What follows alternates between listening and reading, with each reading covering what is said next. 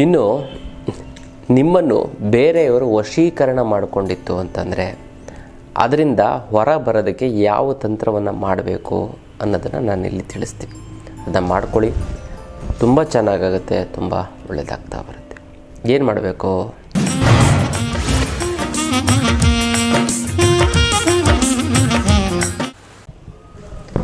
ಜೈ ಭಗವಾನ್. ಎಲ್ಲರಿಗೂ ನಮಸ್ಕಾರ. ಮಹಾದೇವಿ ಚಿತ್ರಪತಿ ಚಿಮಹಿ ತನ್ನೋ ಐಶ್ವರ್ಯಲಕ್ಷ್ಮಿ ಪ್ರಶಾಂತಿ. ಎಲ್ಲರಿಗೂ ನಮಸ್ಕಾರ. ಇವತ್ತಿನ ವಿಶೇಷ ಸಂಚಿಕೆಯಲ್ಲಿ ಅನೇಕ ವಿಚಾರಗಳನ್ನು ನಾವು ತಿಳ್ಕೊಳ್ಳೋಣ. ಮೊದಲನೇದಾಗಿ ಮುದ್ದೆಗಳು. ಯಾವೊಂದು ಮುದ್ರೆ ಮಾಡಿದ್ರೆ ಏನು ಅನುಕೂಲ ಆಗುತ್ತೆ ಅಂತ ನಾವು ನೋಡೋದಾಯಿತು ಅಂತಂದರೆ, ಹೈಪರ್ ಟೆನ್ಷನ್ನು, ಸಿಕ್ಕಾಪಟ್ಟೆ ಟೆನ್ಷನ್ ಇರುತ್ತೆ, ಕೂಗಾಟ, ಕಿರ್ಚಾಟ, ಹಾರಾಟ, ನಿಮಗೆ ಬೇಡ ಅನಿಸ್ಬಿಡ್ತದೆ. ಅಂಥವ್ರು ಏನು ಮಾಡಬೇಕು, ಯಾವ ಮುದ್ರೆ ಮಾಡಬೇಕು ಅಂದರೆ, ಜ್ಞಾನ ಮುದ್ರೆ ಸ್ವಲ್ಪ ಅಪ್ಗ್ರೇಡೆಡ್ ಹೆಬ್ಬೆರಳು ಮತ್ತು ತೋರ್ಬೆರಳನ್ನ ಮಾಡಿಸ್ಬೇಕು. ಈ ತೋರ್ಬೆರಳಿನ ಮೇಲೆ ಈ ಒಂದು ಹಿಂಗೆ ಇಟ್ಕೋಬೇಕು ನೋಡಿ. ಈ ಮಧ್ಯದ ಬೆರಳಿರುತ್ತಲ್ಲ, ಮಧ್ಯದ ಬೆರಳನ್ನ ಈ ತೋರ್ಬೆರಳಿನ ಬೆನ್ನಿನ ಭಾಗಕ್ಕೆ ಹಿಂಗೆ ತಾಗಿಸ್ಬೇಕು. ಕಿರುಬೆರಳು ಉಂಗುರದ ಬೆರಳು ನೇರವಾಗಿರುವಂತೆ ಎಚ್ಚರ ವಹಿಸಬೇಕು. ಇನ್ನು 15 ನಿಮಿಷಗಳ ಕಾಲ ಮಾಡ್ತು ಅಂತಂದರೆ ಸಾಕು. ನಿಮಗೆ ನೋವು ಅಂತಂದರೆ ಹೈಪರ್ ಟೆನ್ಷನ್ನು, ತಲೆನೋವು, ತಲೆ ಸುತ್ತೆಲ್ಲ ಹೊರಟು ಹೋಗುತ್ತದೆ ಅಲ್ಲ. ಮತ್ತು ಹಸಿಮೆಣಸಿನ್ಕಾಯಿ, ಖಾರ ಮತ್ತು ಖಾರದ ಪದಾರ್ಥ ತಿನ್ನೋದನ್ನು ಕಡಿಮೆ ಮಾಡಿ. ತುಂಬ ಚೆನ್ನಾಗಾಗುತ್ತೆ, ಹೊರಟೋಗ್ಬಿಡುತ್ತೆ, ನಾರ್ಮಲ್ ಬಂದ್ಬಿಡುತ್ತೆ. ಹೈಪರ್ ಟೆನ್ಷನ್ನು ಇರೋಲ್ಲ, ಬಿ ಪಿನೂ ಇರಲ್ಲ, ಏನಿಲ್ಲ ಅಂತಲ್ಲ. ಇದು ವಿಶೇಷವಾದಂಥ ಒಂದು ಮುದ್ರೆಯ ವಿಚಾರ. ಇನ್ನು ಬರಬೇಕಾಗಿರೋ ದುಡ್ಡು ಬರ್ತಾ ಇಲ್ಲ ಅಂದರೆ, ಕೊಡೋರಿಗೆ ಕೊಡೋಕ್ಕಾಗ್ತಾ ಇಲ್ಲ ಅಂದರೆ, ಸಿಕ್ಕಾಪಟ್ಟೆ ಸಾಲ ಆಗಿತ್ತು ಅಂದರೆ, ಗುರುಗಳೇ ದುಡ್ಡು ನೀರು ಥರ ಖರ್ಚಾಗ್ತಾಯಿದೆ ಗುರುಗಳೇ, ಏನು ಮಾಡೋದು ಅನ್ನೋದೇ ಗೊತ್ತಾಗ್ತಾ ಇಲ್ಲ ಗುರುಗಳೇ. ಜೀವನದಲ್ಲಿ ಎಲ್ಲ ಸಮಸ್ಯೆಗಳ ಬಗ್ಗೆ ಹಣಕಾಸಿನ ಸಮಸ್ಯೆ ಅಂತ ಮಾತ್ರ ಬಗೆಹರಿತಾನೆ ಇಲ್ಲ ಗುರುಗಳೇ, ಏನು ಮಾಡೋದು ಅಂತಾರೆ. ಮತ್ತು ಇನ್ನೂ ಕೆಲವರು ಗುರುಗಳೇ ಬಿಸ್ನೆಸ್ಸು ಬರ್ತಾ ಡಲ್ ಆಗ್ತಾಯಿದೆ ಗುರುಗಳೇ, ಲಾಸ್ ಆಗ್ತಾಯಿದೆ, ಎಷ್ಟು ಕಷ್ಟಪಟ್ಟು ದುಡಿದ್ರೂ ಒಂದು ಸೈಟು, ಒಂದು ಮನೆ ಮಾಡೋಕ್ಕಾಗ್ತಾಯಿಲ್ಲ. ಮಕ್ಕಳು ಎಜುಕೇಷನ್ ಮಾಡಬೇಕು ಅಂತಂದರೆ ಲಕ್ಷಾಂತರ ರೂಪಾಯಿ ಡೊನೇಷನ್ಗಳು, MBA ಅದು ಇದು ಮಾಡಬೇಕು ಅಂತ 5-6 ಲಕ್ಷ ಖರ್ಚಾಗುತ್ತೆ, ಅದಿಲ್ಲ ಗುರುಗಳೇ. ಮಕ್ಳಿಗೆ ಆಸ್ತಿ ಪಾಸ್ತಿ ಮಾಡಬೇಕು ಅಂತೀವಿ, ಆಗ್ತಾಯಿಲ್ಲ. ನಮ್ಮ ಫ್ರೆಂಡು ರಿಲೇಟಿವ್ಸ್ ಎಲ್ಲ ಒಡವೆಗಳೆಲ್ಲ ಮಾಡಿಸ್ಕೊಂಡು, ಕಾರ್ಗೀರು ತೊಗೊಂಡು, ಸೈಟು ಮನೆ ಮಾಡಿಕೊಂಡು ತುಂಬ ಜುಮ್ ಅಂತ ಇದ್ದಾರೆ ಗುರುಗಳೇ. ನಾವು ಅವ್ರಿಗೆ ಬುದ್ಧಿ ಹೇಳ್ತೀವಿ ಜೀವನದಲ್ಲಿ ಮುಂದೆ ಬಂದರು ಅಂತ. ಅವಾಗ ಈಗ ನಾವು ಆ ಥರ ಪರಿಸ್ಥಿತಿ ಬಂದುಬಿಟ್ಟಿದ್ದೀವಿ ಗುರುಗಳೇ. ನಾವು ಇಂಪ್ರೂವ್ಮೆಂಟ್ ಆಗ್ತಾಯಿಲ್ಲ. ಬಟ್ ಊಟ ತಿಂಡಿ ಬಟ್ಟೆಗೇನು ತೊಂದರೆ ಇಲ್ಲ, ಆದರೆ ಇಂಪ್ರೂವ್ಮೆಂಟೇ ಆಗ್ತಾಯಿಲ್ಲ ಗುರುಗಳೇ, ಏನು ಮಾಡೋದು ಅಂತ. ಅದಕ್ಕೆಲ್ಲ ತಲೆನೇ ಕೆಡಿಸ್ಕೊಬಿಡಿ. ಇದಕ್ಕೆಲ್ಲ ಏಕೈಕ ರಾಮಬಾಣ ಅಂದರೆ ಅಷ್ಟಲಕ್ಷ್ಮಿ ಯಂತ್ರ. ಈ ಅಷ್ಟಲಕ್ಷ್ಮಿ ಯಂತ್ರವನ್ನು ನೀವು ಮನೇಲಿ ಪ್ರತಿಷ್ಠಾಪನೆ ಮಾಡ್ತಿದ್ದಂತಂದರೆ ಸಾಕು, 6 ತಿಂಗಳಲ್ಲಿ ಅದು ಎಂಥದ್ದೇ ಸಮಸ್ಯೆ ಇದ್ರೂ ಕೂಡ ನಿವಾರಣೆ ಆಗಿಬಿಡುತ್ತೆ. ಇನ್ನೊಂದೇನು ಅಂತಂದರೆ, 6 ತಿಂಗಳ ಸಾಲ ತೀರುತ್ತೆ. ಫುಲ್ ಬೇಡ, ಅಟ್ಲೀಸ್ಟ್ ಅರ್ಧ ತಿರಲಿ, ಕಾಲು ಭಾಗ ತಿರಲಿ, ಎಷ್ಟೊಂದು ಒಂದು ಅನುಕೂಲ ಆಗಿಬಿಡುತ್ತೆ. ಎಷ್ಟೊಂದು ಜನ 3 ವರ್ಷ 4 ವರ್ಷ ಆದರೂ ಕೂಡ 1 ಪೈಸಾ ಸಾಲ ತೀರಿಸಿರಲ್ಲ, ಬರೀ ಬಡ್ಡಿ ಕಟ್ಕೊಂಡು ಹೋಗ್ತಾರೆ. ಅಂಥವ್ರಿಗೆಲ್ಲ ಅದ್ಭುತವಾಗಿ ಇದು ಕೆಲಸ ಮಾಡುತ್ತೆ. ಮತ್ತು ಇಂಪ್ರೂವ್ಮೆಂಟ್ ಆಗಿಲ್ಲ ಅಂತಂದರೆ ಮೇಯ್ನಾಗಿ ಇಂಪ್ರೂವ್ಮೆಂಟ್ ಆಗುತ್ತೆ, 100% ರಿಸಲ್ಟ್ ಸಿಗುತ್ತೆ ಗೊತ್ತಲ್ಲ. ಇದನ್ನು ನೇರವಾಗಿ ಖುದ್ದು ನನ್ನ ಭೇಟಿಯಾಗಿ ತೆಗೆದುಕೊಂಡು ಹೋಗಿ, ಇನ್ನು ಕೊರೆಯಲ್ಲಿ ಕಳಿಸೋದಕ್ಕಾಗೋದಿಲ್ಲ ಗೊತ್ತಲ್ಲ. ಇದಕ್ಕೆ ಮುಟ್ಟು, ಕಟ್ಟು, ಚಟ್ಟು, ಮಡಿ, ಮೇಲಿಗೆ ಸೂತ್ಕ, ಗೀತ್ಕ, ವೆಜ್ಜು, ನಾನ್ ವೆಜ್ಜು, ಜಾತಿ ಗೀತಿ, ದಿಕ್ಕು ಗೀಕು, ಮನೆ ದೇವ್ರ ಆ ಥರದ್ದು ಏನು ಇಟ್ಟ ಸಹ ಕೆಲಸ ಆಗುತ್ತೆ. ಅವ್ರ ಮೇಲಾದ್ರು ಇಡ್ಬೋದು, ಬೀರುನಲ್ಲಾದರೂ ಕೂಡ ಇಡೋದು. ಪ್ರತಿದಿನ ಪೂಜೆ ಮಾಡಲೇಬೇಕು ಅಂತ ಕಂಡೀಷನ್ ಇಲ್ಲ, ಪೂಜೆ ಮಾಡಲಿಲ್ಲ ಅಂತ ಕೂಡ ನಡೀತೆ. ಈ ಅಷ್ಟಲಕ್ಷ್ಮಿಯಿಂದ ಮನವನ್ನು ತೆಗೆದುಕೊಂಡು ಹೋಯಿತು ಅಂತಂದರೆ ಸಾಕ್ಷಾತ್ ಲಕ್ಷ್ಮೀ ದೇವಿನ ಮನೆ ಒಳಗಡೆ ಕರ್ಕೊಂಡೋದಾಗೆ ಅಷ್ಟು ಒಳ್ಳೆಯದಾಗ್ತಾಯಿದೆ ಗೊತ್ತಲ್ಲ. ಈ ಒಂದು ಒಳ್ಳೆ ಅದ್ಭುತವಾದಂತಹ ಒಂದು ಯಂತ್ರವನ್ನು ಇಡಿ. ಮತ್ತು ಎಷ್ಟೋ ಜನ ತೊಗೊಂಡೋಗಿರೋರು ಹಿಂದೆ ಒಳ್ಳೆಯದಾಗಿತ್ತು, ಈಗಲೂ ಕೂಡ ಆಗ್ತದೆ, ಇನ್ನು ಮುಂದೆ ಒಳ್ಳೆಯದು ಆಗುತ್ತೆ. ಅಷ್ಟು ಪವರ್ಫುಲ್ ಇದೆ.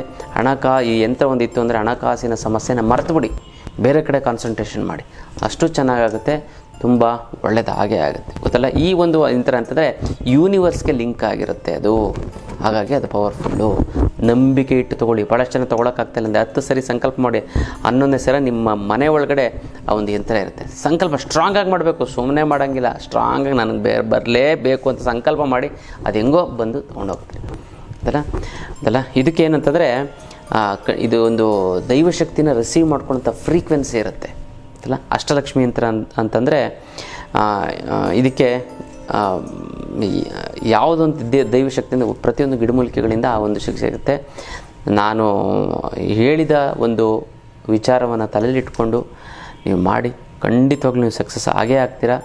ತುಂಬ ಅನುಕೂಲ ಆಗುತ್ತೆ, ತುಂಬ ಚೆನ್ನಾಗಾಗುತ್ತೆ, ಒಳ್ಳೆಯದಾಗ್ತಾ ಬರುತ್ತೆ ಅಲ್ಲ. ಇದು ವಿಶೇಷವಾದಂಥ ಒಂದು ಯಂತ್ರದ ವಿಚಾರ. ಇನ್ನು ನಿಮ್ಮನ್ನು ಬೇರೆಯವರು ವಶೀಕರಣ ಮಾಡಿಕೊಂಡಿತ್ತು ಅಂತಂದರೆ ಅದರಿಂದ ಹೊರ ಬರೋದಕ್ಕೆ ಯಾವ ತಂತ್ರವನ್ನು ಮಾಡಬೇಕು ಅನ್ನೋದನ್ನು ನಾನು ಇಲ್ಲಿ ತಿಳಿಸ್ತೀನಿ. ಅದನ್ನು ಮಾಡ್ಕೊಳ್ಳಿ, ತುಂಬ ಚೆನ್ನಾಗಾಗುತ್ತೆ, ತುಂಬ ಒಳ್ಳೆಯದಾಗ್ತಾ ಬರುತ್ತೆ. ಏನು ಮಾಡಬೇಕು ಅಂತ ನೋಡ್ತಾ ಇದ್ದರೆ, ಈ ಭಾಳಷ್ಟು ಜನಕ್ಕೆ ನೀವೇನು ಗೊತ್ತಾ, ಅವಾಗ ಗೊತ್ತು ಅವ್ರ ಶತ್ರುಗಳು ಅಂತ. ಆದರೂ ಕೂಡ ನೀವು ಅವ್ರ ಮಾತನ್ನೇ ಕೇಳ್ತಾ ಇರ್ತೀರ. ಏನು ಮಾಡಬೇಕು? ಅದೇ ಇವಾಗ ಇರೋಂಥ ಒಂದು ವಿಚಾರ ನೋಡಿ. ಒಂದು ಏನು ಮಾಡಬೇಕು, ಅದರಿಂದ ಹೊರಗಡೆ ಬರಬೇಕು ಅಂತಂದರೆ ಒಂದು ಬಟ್ಲು ತೊಗೊಳ್ಳಿ. ಒಂದು ಬಟ್ಲು ತೆಗೆದುಕೊಂಡು ಒಂದು ನೀಲಿ ಬಟ್ಟೆಯನ್ನು ಹಾಕಿ. ನೀಲಿ ಬಟ್ಟೆಯ ಮೇಲೆ ನೀವೇನು ಮಾಡಬೇಕು ಅಂತಂದರೆ ಈ ಏಲಕ್ಕಿ 3 ಏಲಕ್ಕಿಯನ್ನು ಹಾಕಿ. ಅದರ ಮೇಲೆ ಇನ್ನೊಂದು ನೀಲಿ ಬಟ್ಟೆಯನ್ನು ಹಾಕಿ. ಅದರ ಮೇಲೆ ನೀವೇನು ಮಾಡಬೇಕು ಅಂತಂದರೆ ಈ ತೊಗರಿಕಾಳು ಇರುತ್ತಲ್ಲ, ತೊಗರಿಕಾಳು ಒಂದು ಸ್ಪೂನಷ್ಟು ನೋಡಿ, ಇಷ್ಟೇ ಅದನ್ನು ಹಾಕಿ. ಆಮೇಲೆ ಮತ್ತೆ ನೀಲಿ ಬಟ್ಟೆ ಹಾಕಿ. ಮತ್ತು ನೀವೇನು ಮಾಡಬೇಕು ಅಂತಂದರೆ ಈ ರಾಹುಗೆ ಸಂಬಂಧಪಟ್ಟಂಥದ್ದು ಯಾವುದಾದ್ರು ವಸ್ತು ಅಥವಾ ಕಾಳು ನಿಮಗೆ ಸುಲಭವಾಗಿ ಸಿಗುತ್ತೆ, ಉದ್ದಿನ ಬೇಳೆ, ಅದನ್ನು ಹಾಕಿ. ಇದನ್ನು ಹಾಕಿ ಸಂಪೂರ್ಣವಾಗಿ ಅದರ ಮೇಲೆ ನೀವೇನು ಮಾಡಬೇಕು, ಒಂದು ನಿಂಬೆಹಣ್ಣನ್ನು ತೆಗೆದುಕೊಳ್ಬೇಕು. ಒಂದು ನಿಂಬೆಹಣ್ಣನ್ನು ನೀವೇನು ಮಾಡಿ ಅಂತಂದರೆ ಅರ್ಧ ಕಟ್ ಮಾಡಬೇಕು. ಫುಲ್ ಕಟ್ ಮಾಡಬಾರ್ದು, ಅರ್ಧ ಕಟ್ ಮಾಡಬೇಕು. ಆ ಅರ್ಧ ಕಟ್ ಮಾಡಿರೋಂಥ ಒಂದು ಜಾಗದ ಒಳಗಡೆ ನೀವೇನು ಮಾಡಬೇಕು ಅಂತಂದರೆ ನೀವು ಒಂದು ಕುಂಕುಮ ಇಟ್ಕೋಬೇಕು. ಆ ಕುಂಕುಮವನ್ನು ಫಸ್ಟ್ ಇಟ್ಕೋಬೇಕು. ಇಟ್ಕೊಂಡಾದ ನಂತರ ಆ ಹಣೆಯಿಂದ ಕುಂಕುಮ ತೆಗೆದುಕೊಂಡು ಆ ಒಂದು ನಿಂಬೆ ಹಣ್ಣಿನ ಒಳಗಡೆ ಸೇರಿಸಬೇಕು. ಆಮೇಲೆ ಮುಚ್ಚಬೇಕು. ಆ ಬಟ್ಟೆಯ ಮಧ್ಯದಲ್ಲಿ ಇಟ್ಟು ಎಲ್ಲವನ್ನು ಸೇರಿಸಿ ಒಂದು ಗಂಟನ್ನು ಕಟ್ಟಬೇಕು. ಗಂಟನ್ನು ಕಟ್ಟಿ ನೀವೇನು ಮಾಡಿ ಅಂತಂದರೆ ಇದನ್ನು ನೀವು 9 ಸಾರಿ ನೀವು ಅಳಿಸ್ಕೋಬೇಕು ನೋಡಿ. ಹಿಂಗೆ 9 ಬಾರಿ, 1 2 3 4 5 6 7 ಮತ್ತು ಹಿಂಗೆ 9 ಬಾರಿ, 1 2 3 ಇದನ್ನು ತೆಗೆದುಕೊಂಡೋಗಿ ನೀವು ಒಂದು ಮರಕ್ಕೆ ನೀವು ಗಂಟನ್ನು ಕಟ್ಟಬೇಕು. ಯಾವ ಮರಕ್ಕೆ ಅಂತಂದರೆ ಎಕ್ಕದ ಗಿಡ ಅಥವಾ ಇದು ಬರುತ್ತೆ ನೋಡಿ, ಬೇವಿನ ಮರ ಸಿಕ್ಕಿಲ್ಲ ಅಂದರೆ ಎಕ್ಕದ ಗಿಡಕ್ಕೆ ಹೋಗಿ ಕಟ್ಟಿ. ನೀವು ಯಾರೇ ಏನೇ ನಿಮ್ಗೆ ಮಾಡಿದ್ರು ಎಲ್ಲ ಹೊರಟೋಗ್ಬಿಡುತ್ತೆ. ನೀವು ವಶೀಕರಣ ಮಾಡ್ಕೊಂಡು ನೀವು ಅವ್ರ ಮಾತನ್ನು ನಿಮ್ಗೆ ಗೊತ್ತು, ಅವ್ರದ್ದು ಹಿಂಸೆ ಕೊಡೋದು ಅವರ ಮಾತೇ ಕೇಳ್ತಾ ಇರ್ತಾರೆ. ಇದನ್ನು ನಿಮ್ಮ ಕಡೆಯವ್ರಿಗೂ ಮಾಡ್ಬೋದು. ಇವಾಗ ಎಕ್ಸಾಂಪಲು ನಿಮ್ಮ ಯಜಮಾನ್ರನ್ನೋ ಅಥವಾ ನಿಮ್ಮ ತಂಗಿನೋ ನಿಮ್ಮ ಅಣ್ಣನೋ ನಿಮ್ಮ ಬೇಕಾದವ್ರ ರಿಲೇಟಿವ್ಸ್ನೋ ನಿಮ್ಮನ್ನು ಕೇಳದ್ಬಿಟ್ಟು ನಿಮ್ಮ ಶತ್ರು ಮಾತನ್ನು ಕೇಳ್ತಾ ಇರ್ತಾರೆ. ಅದನ್ನೇ ಬಿಡಿಸ್ಬೇಕು. ನಿಮ್ಮ ಮಕ್ಕಳೇ ನಿಮ್ಮ ಮಾತು ಕೇಳ್ತಾರಲ್ಲ, ಯಾರೋ ನಿಮ್ಮ ತಂದೆ ತಾಯಿಗಳ ಮಾತು ಕೇಳಿದೆ ಇನ್ಯಾರೋ ದೊಡ್ಡಪ್ಪ ಚಿಕ್ಕಪ್ಪ ದೂರದವ್ರ ಮಾತು ಕೇಳ್ತಾ ಇರ್ತಾರೆ. ಆ ಒಂದು ಲಿಂಕನ್ನು ಕಟ್ ಮಾಡಬೇಕು ಅಂದರೆ ಈ ತಂತ್ರವನ್ನು ಬಳಸಿ. ಇದಕ್ಕಷ್ಟೇ ಯಾವ ದಿನ ಬೇಕಾದರೂ ಮಾಡ್ಬೋದು. ತುಂಬ ಚೆನ್ನಾಗಾಗುತ್ತೆ, ತುಂಬ ಒಳ್ಳೆಯದಾಗುತ್ತೆ. ವಶೀಕರಣ ಬಿಟ್ಟು ಹೊರಟೋಗ್ಬಿಡುತ್ತೆ. ಕೆಲವೇ ದಿನ 3-4 ದಿನದಲ್ಲಿ ಬಿಟ್ಟು ಹೊರಟೋಗ್ಬಿಡುತ್ತೆ. ಮಾಡ್ಕೊಳ್ಳಿ, ತುಂಬ ಚೆನ್ನಾಗಾಗುತ್ತೆ, ತುಂಬ ಒಳ್ಳೆಯದಾಗ್ತಾ ಬರುತ್ತೆ.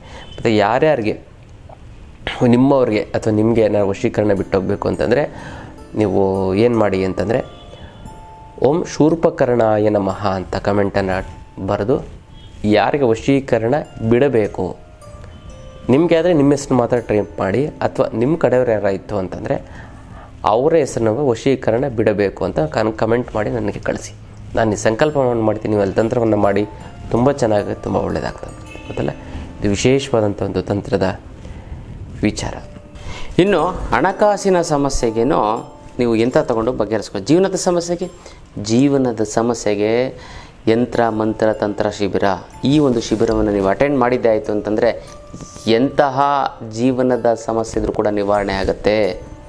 ಮೊದಲನೇದಾಗಿ ಆರೋಗ್ಯದ ಸಮಸ್ಯೆ, BP ಶುಗರ್ 2-3 ದಿನದಲ್ಲಿ ನಾರ್ಮಲ್ ಬರುತ್ತೆ. ಥೈರಾಯ್ಡ್ ಮತ್ತು ಟಾನ್ಸಿಲ್ಸ್ ಏನಾದ್ರು ಫುಲ್ಲು ಕೇವಲ 7-8 ದಿನದಲ್ಲಿ ನಿಮಗೆ ನಾರ್ಮಲ್ ರಿಸಲ್ಟನ್ನು ನಾನು ನಿಮಗೆ ತೋರಿಸ್ತೀನಿ. ಗ್ಯಾಸ್ಟ್ರಿಕ್ ಸಮಸ್ಯೆ ತಲೆನೇ ಕೆಡಿಸ್ಕೊಬಿಡಿ, 1 ವಾರದಲ್ಲಿ ನಿವಾರಣೆ ಆಗಿಬಿಡುತ್ತೆ. 10 to 12 ಡೇಸ್ ಒಳಗಡೆ ಅಸ್ತಮಾ ಕ್ಯೂರ್ ಆಗುತ್ತೆ. 10ರಿಂದ 15 ದಿನದ ಒಳಗಡೆ ನಿಮಗೆ ಪೈಲ್ಸು ಮತ್ತು ಪಿಸ್ತೂಲ ಎಲ್ಲಿ ಸಿಕ್ಕಾಬಟ್ಟೆ ಉರಿ ಎಲ್ಲವೂ ಕೂಡ ನಾರ್ಮಲ್ ಬರ್ತಾ ಹೋಗುತ್ತೆ ಗೊತ್ತಲ್ಲ. ಹಾಗಾಗಿ ನೀವೇನು ಮಾಡಿ ಅಂತಂದರೆ ಈ ಒಂದು ಶಿಬಿರವನ್ನು ಅಟೆಂಡ್ ಮಾಡಿ, ಅದ್ಭುತವಾಗಿ ವಿಚಾರಗಳನ್ನು ನಾನು ತಿಳಿಸ್ಕೊಡ್ತಾ ಹೋಗ್ತೀನಿ. ಆದ್ಮೇಲೆ ನೀವು ಅಳವಡಿಸ್ಕೊಂಡ್ರೆ ಸಾಕು, ತುಂಬ ಅನುಕೂಲ ಆಗುತ್ತೆ. 1 ತಿಂಗಳು ಒಳಗಡೆ ಸೊಂಟ ನೋವು, ಮಂಡಿ ನೋವು, ಇಮ್ಡಿ ನೋವು, ಆರ್ಥರೈಟಿಸು, ರಮತಾರ್, ಸರ್ವಿಕಲ್ ಸ್ಪಾಂಡಲೈಟಿಸು ಮತ್ತು ಸಯಾಟಿಕಾ ಪ್ರಾಬ್ಲಮ್ಮು, ಎಲ್ಲ ಪ್ರಾಬ್ಲಮ್ಮು ಕೂಡ ನಿವಾರಣೆ ಆಗ್ತಾ ಬರುತ್ತೆ ಅದೆಲ್ಲ. ಹಾಗೆ ಅದನ್ನು ಮಾಡ್ಕೊಳ್ಳಿ, ತುಂಬ ಚೆನ್ನಾಗಾಗುತ್ತೆ, ತುಂಬ ಒಳ್ಳೆಯಗುತ್ತೆ ಆಗ್ತಾ ಬರುತ್ತೆ. ಹಣಕಾಸಿನ ಸಮಸ್ಯೆಗೆ ಅಷ್ಟಲಕ್ಷ್ಮಿ ಯಂತ್ರ ಆಯ್ತದೆ, ಜೀವನದ ಸಮಸ್ಯೆಗೆ ಈ ಒಂದು ಯಂತ್ರ ಮಂತ್ರ ತಂತ್ರ ಶಿಬಿರ ಗೊತ್ತಲ್ಲ. ಕೆಲವೊಂದು ಇಂಪಾರ್ಟೆಂಟ್ ಆಗಿರೋಂಥ ಕೆಲವೊಂದರ ವಿಚಾರಗಳನ್ನು ಕೇವಲ 18ರಿಂದ 20 ಪಾಯಿಂಟ್ ನೀವು ತಿಳ್ಕೊಂಡೆ ಸಾಕು. ದುಡ್ಡಿನ ಬಗ್ಗೆ ನೀವು ಜೀವನ ಪರ್ಯಂತ ದುಡ್ಡಿಗೆ ಸಮಸ್ಯೆಗೆ ಆಗೋದೇ ಇಲ್ಲ. ನಿಮ್ಗೆ ಹೆಂಗೋ ದುಡ್ಡು ಬರುತ್ತೆ ಗೊತ್ತಾನೆ. ದುಡ್ಡಿಲ್ಲ ಅಂತಂದ್ರೂ ಕೂಡ ನೀವೇ ಶ್ರೀಮಂತರು, ಅಷ್ಟು ಚೆನ್ನಾಗಿ ಹೋಗ್ತೀರಾ. ಯಾವ ಬಿಸ್ನೆಸ್ಸು ಕೂಡ ಲಾಸ್ ಅನ್ನೋಂಥದ್ದು ಆಗೋದಿಲ್ಲ. ಈ ಹಣಕಾಸಿನ ಸಮಸ್ಯೆಗೆ ಅಷ್ಟಲಕ್ಷ್ಮಿ ಯಂತ್ರ ಇದೆ, ಜೀವನದ ಸಮಸ್ಯೆಗೆ ಕುಂಡಲಿನಿ ತಂತ್ರ. ಇದನ್ನು ತಿಂಗಳು ಕೊನೆ ಶನಿವಾರ ಭಾನುವಾರ ಇರುತ್ತೆ. 10 ಗಂಟೆಯಿಂದ 4 ಗಂಟೆವರೆಗೂ ಇರುತ್ತೆ. ಸರ್ಟಿಫಿಕೇಟ್ ಕೋರ್ಸ್ ಆಗುತ್ತೆ, ಬೇರೆಯವ್ರಿಗೂ ಕೂಡ ಇದನ್ನು ಟೀಚ್ ಮಾಡ್ಬೋದು. ಮತ್ತು ಈ ತಂತ್ರ ನಾನು ಹೇಳ್ಕೊಡೋ ತಂತ್ರವನ್ನು ಕೇವಲ 3 ನಿಮಿಷ ಮಾಡಿದ್ರೆ ಸಾಕು, ಅದು ಎಂಥ ಸಮಸ್ಯೆ ಇದ್ದರೂ ಕೂಡ ನಿವಾರಣೆ ಆಗುತ್ತೆ, ಗೊತ್ತಲ್ಲ. ಅದನ್ನ ಮಾಡ್ಕೊಳ್ಳಿ. ಮತ್ತು 3 ಕಾರಣಗಳಿಗೋಸ್ಕರ ನೀವು ಅಟೆಂಡ್ ಮಾಡೋಕ್ಕೊಂದು ಎಲ್ಲ ರೀತಿಯಂಥ ಸಮಸ್ಯೆಗಳನ್ನ ಸಂಪೂರ್ಣವಾಗಿ ನಿವಾರಣೆ ಮಾಡ್ಕೊಳ್ಳೋದಕ್ಕೆ, ಮತ್ತು ಆ ಸಮಸ್ಯೆಗಳು ಬರದೇನಂತ ರೀತಿ ತಡೆಯೋದಕ್ಕೆ, ಮತ್ತು ಜೀವನದಲ್ಲಿ ನಿಮಗೆ ಸಂಬಂಧಪಟ್ಟಂತಹ ಸಮಸ್ಯೆಗಳು, ಅಕ್ಕ ತಂಗಿ, ಅಣ್ಣ ತಮ್ಮ, ಇವ್ರುಗಳ ಫ್ರೆಂಡ್ಶಿಪ್ಪು ಮತ್ತು ಫ್ಯಾಮಿಲಿ ಪ್ರಾಬ್ಲಮ್ ಏನಾರು ಇತ್ತು ಅಂತಂದರೆ, ಅಕ್ಕ ತಂಗಿ, ಅಣ್ಣ ತಮ್ಮ ಇವ್ರುಗಳ ನಡುವೆ ನಿಮ್ಮ ನಡುವೆ ಸಮಸ್ಯೆ ಇತ್ತು ಅಂದರೆ ಅದು ಕೂಡ ನಿವಾರಣೆ ಆಗುತ್ತೆ. ಯಾವುದೇ ಸಮಸ್ಯೆಗಳು ಕೂಡ ಸಂಪೂರ್ಣವಾಗಿ ನಿವಾರಣೆ ಮಾಡ್ಕೊತ ಅಂಥ ಒಂದು ಅದ್ಭುತವಾದ ಇದಕ್ಕೆ ವಿಶೇಷವಂತ ಮಂತ್ರವನ್ನು ನಾವು ನಿಮಗೆ ಹೇಳ್ಕೊಡ್ತೀವಿ. ಗುರುಪದೇಶ ಅಂತ ಹೇಳ್ತೀವಿ. ಆ ಗುರು ಮಂತ್ರವನ್ನು ನೀವು ಜಪ ಮಾಡ್ತು ಅಂತಂದರೆ ಸಾಕು, ನಿಮ್ಮ ಸಮಸ್ಯೆಗಳನ್ನೆಲ್ಲ ಮರೆತು ಬಿಡಿ, ಗೊತ್ತಲ್ಲ. ಯಾವುದೇ ಕೆಲಸ ಮಾಡೋದು ಕೂಡ ನಿಮಗೆ ಸಕ್ಸಸ್ ಆಗುತ್ತೆ, ಗೊತ್ತಲ್ಲ. ಒಂದು ಕೆಲಸ ಕಾರ್ಯಗಳಲ್ಲಿ ಯಶಸ್ಸು ಮತ್ತು ಜಯ ಸಿಗುತ್ತೆ. ನೀವು ಯಾವುದೇ ಕೆಲಸ ಕಾರ್ಯಗಳು ಮಾಡಿದ್ರು ಕೂಡ ಸಕ್ಸಸ್ ಆಗ್ತಾ ಬರುತ್ತೆ. ಗಂಡ ಹೆಂಡತಿ ದಾಂಪತ್ಯ ಸಮಸ್ಯೆ ಸರಿ ಹೋಗುತ್ತೆ, ಶತ್ರುಬಾಧೆ ನಿವಾರಣೆ ಆಗುತ್ತೆ. ಮತ್ತು ಜೀವನದಲ್ಲಿ ತಪ್ಪು ಡಿಸಿಷನ್ ತೊಗೊಂಡು ಜೀವನ ಹಾಳು ಮಾಡ್ಕೊತೀರಾ, ಬುದ್ಧಿ ಅನ್ನೋದು ಕೆಟ್ಟೋಗ್ಬಿಟ್ಟಿದೆ, ಅದೆಲ್ಲವೂ ಕೂಡ ಸರಿ ಹೋಗ್ತಾ ಬರುತ್ತೆ, ಗೊತ್ತಲ್ಲ. ಯಾವ ಸಮಯದಲ್ಲಾದರೂ ಕೂಡ ನಿಮ್ಗೆ ಏನೇ ಈ ಒಂದು ಮಂತ್ರ ಹೇಳ್ಕೊತು ಅಂತಂದರೆ ಸಾಕು, ಆ ಸಮಸ್ಯೆಗೆ ಇಮಿಡಿಯೇಟಾಗಿ ನಿಮಗೆ ಏನೊಂದು ಸೊಲ್ಯೂಷನ್ ಸಿಗುತ್ತೆ. ಆ ಒಂದು ಗುರು ಬೀಜ ಮಂತ್ರವನ್ನು ನೀವು ನಾನು ನಿಮಗೆ ದೀಕ್ಷೆ ಕೊಡ್ತೀನಿ. ಅಂದರೆ ಗುರು ಬೀಜ ದೀಕ್ಷೆ ಅಂತಂದರೆ ಸನ್ಯಾಸ ದೀಕ್ಷೆ ಅಲ್ಲ, ಕಿವಿಯಲ್ಲಿ ಅದನ್ನು ಬೋಧನೆ ಮಾಡ್ತೀನಿ. ಅದನ್ನು ಜೀವನದಲ್ಲಿ ಅಳವಡಿಸ್ಕೊಬಿಟ್ರೆ ಸಾಕು, ನಿಮ್ಮ ಸಮಸ್ಯೆಗಳು ಬಗೆಹರಿದೋಗ್ಬಿಡುತ್ತೆ. ಅದಕ್ಕೋಸ್ಕರ ಮಿಸ್ ಮಾಡದೆ ನೀವು ಈ ಒಂದು ಶಿಬಿರವನ್ನು ಅಟೆಂಡ್ ಮಾಡಿ, ಅದಲ್ಲ ತುಂಬ ಚೆನ್ನಾಗಾಗುತ್ತೆ, ತುಂಬ ಒಳ್ಳೆಯದಾಗ್ತಾ ಬರುತ್ತೆ. ನಿಮಗೆ ಸಮಸ್ಯೆಗಳೆಲ್ಲವೂ ಕೂಡ ಬಗೆಹರಿತಾ ಹೋಗುತ್ತೆ, ಅಲ್ಲ. ಇನ್ನಷ್ಟು ವಿಚಾರಗಳನ್ನ ತಿಳ್ಕೊಳ್ಳೋಣ ಮುಂದಿನ ಸಂಚಿಕೆಯಲ್ಲಿ. ಅಲ್ಲಿವರೆಗೂ